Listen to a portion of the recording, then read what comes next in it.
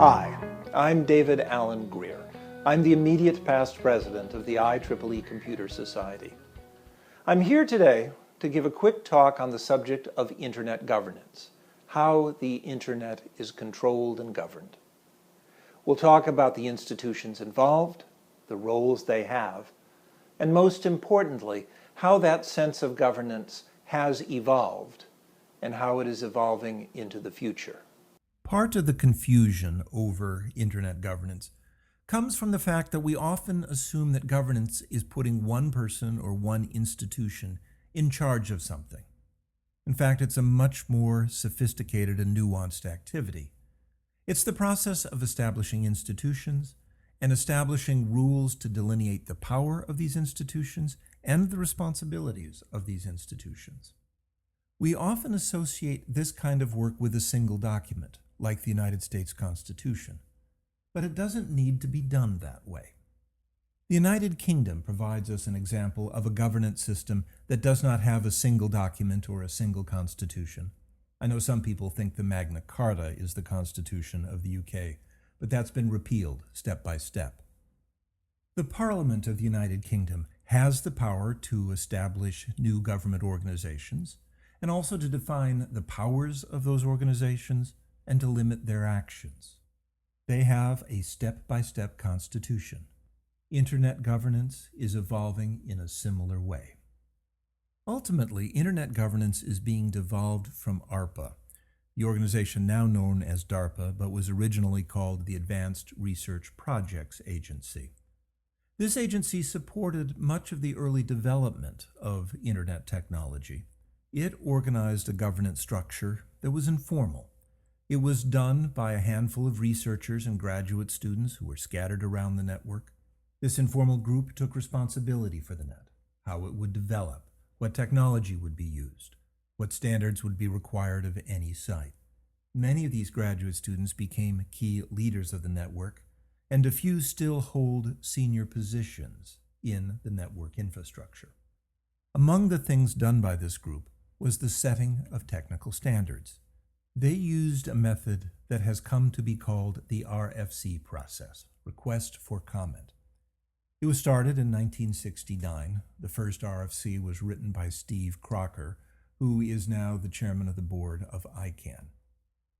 It, over the years, has evolved into a consensual standards process, really no different from the process used by ANSI or the IEEE or any other major standards body.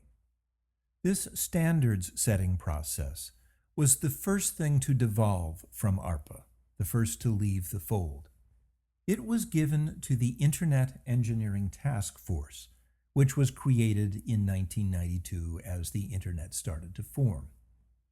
This group, the Internet Engineering Task Force, is actually part of the Internet Society, which is an independent organization, not part of any government structure.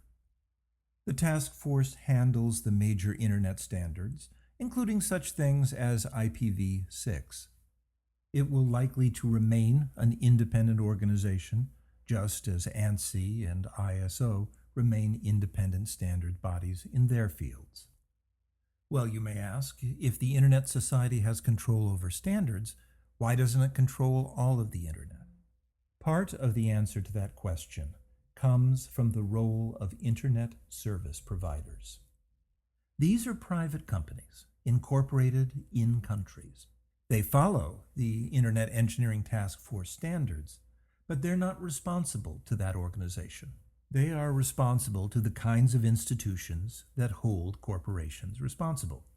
These institutions include the collected shareholders, the countries and the national law in which they operate, national communications ministries, as well as international agreements between countries.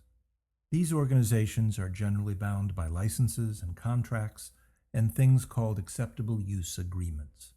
This world of national and corporate governance is where the issue of net neutrality, everyone having the same access to the same services, will be resolved. To operate, these Internet service providers need information from the one part of Internet operations that is still evolving its own sense of governance. That is the domain name system.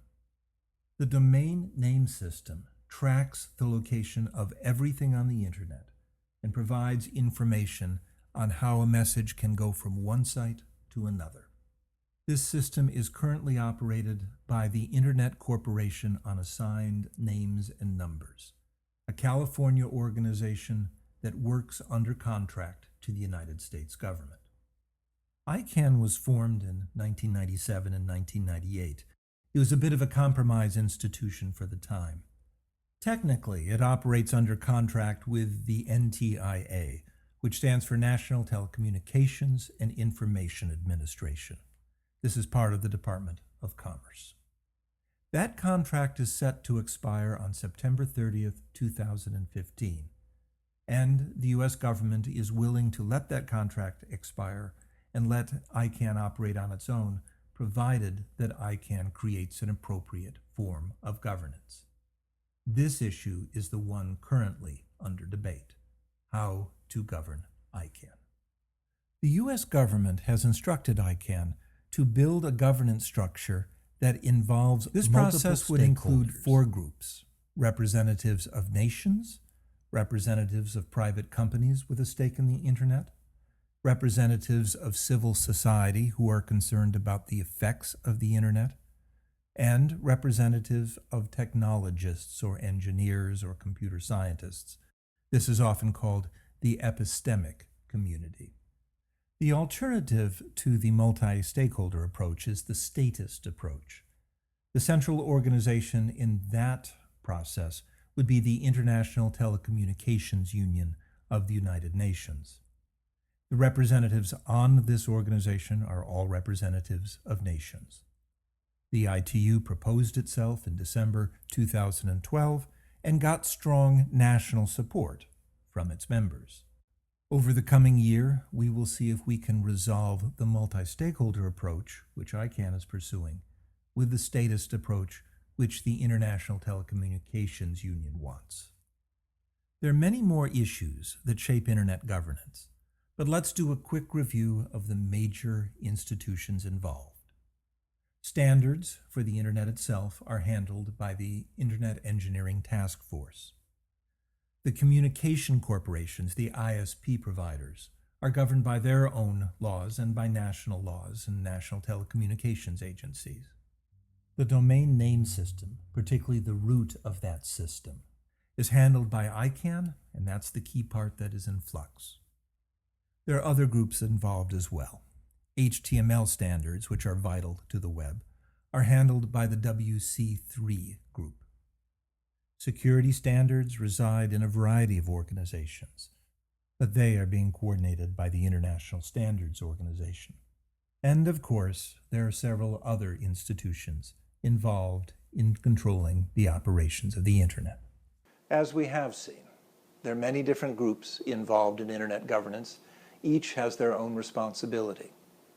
In the coming year, we may see some changes amongst those groups and amongst the responsibilities they hold. But it will be one step of many. This is David Allen Greer. Take care.